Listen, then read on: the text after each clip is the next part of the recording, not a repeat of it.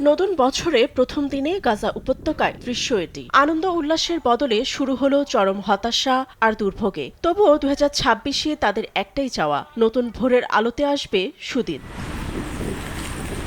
শিফা আবু হালিমা বাস্তুচ্যুত ফিলিস্তিনি বাস করছেন তাঁবুতে। নতুন বছরে তার মনে নেই কোনো আনন্দ। সন্তানদের নিয়ে অনিশ্চিত ভবিষ্যতের দিকে তার জীবন। আরও এক নারী ওয়াফা আল খাওয়াজা নতুন বছরে চাইছেন সন্তানদের শিক্ষা।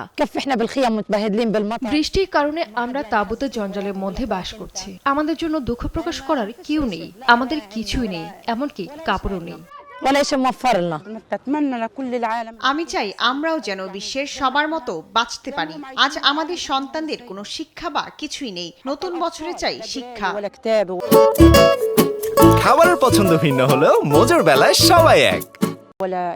চরম মানবিক সংকটের মাঝেই অনেকে দেখছে আশার আলো। নতুন বছরে পরিবর্তনের স্বপ্ন দেখছে কেউ কেউ। ফিরে যেতে চাইছেন নিজের বসত ভিটায়, এমনকি বিশ্ববাসীর সহায়তা চাইছে গাজাবাসী।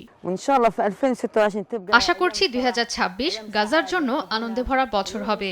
গাজা উপত্যকা থেকে সম্পূর্ণ নিষেধাজ্ঞা প্রত্যাহার হবে এবং আমরা বাড়িতে ফিরে যাব।